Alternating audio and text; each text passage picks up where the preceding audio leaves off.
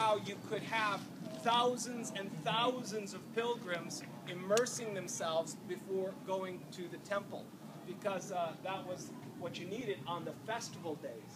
And so you'd have I don't know how they did it. I don't know what sorts of facilities or whatever, but that's why you have the steps down all the way around.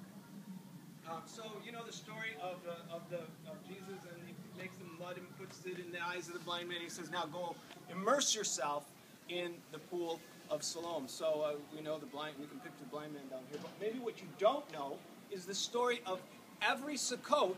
The high priest would leave the temple in the morning and walk from the Temple Mount. Now, way, way, way up there. Think of how much down we did. Down, down, down, down, down, down, down, down, down. He's way up there in the temple. He'd leave through the water gate, accompanied by the sound of shofars blowing as a big ceremony. Every day of the festival of Sukkot, and he would come down this central street over here and descend down to the pool of Siloam and draw living water out of the pool of Siloam with a golden vessel, and then carry it back up to the temple, up, up, up, up, up, with the sound of shofars. Big processional. Then he would ascend the altar. Everybody's got their lulavs, their etrogs, their willows.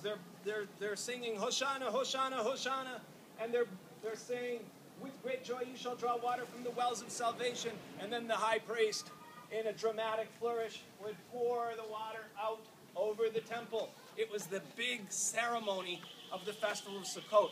Every day of the festival of Sukkot. Over the altar? Yeah, over the altar. Yeah.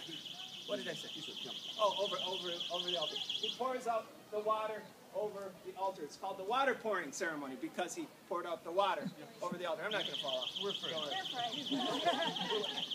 And so, anyway, this is where he would go. He would descend, and we'll see the very street that he would walk on. And so, you know the story of how on the seventh day of the festival of Sukkot, the master is at the water pouring ceremony. It says in the book of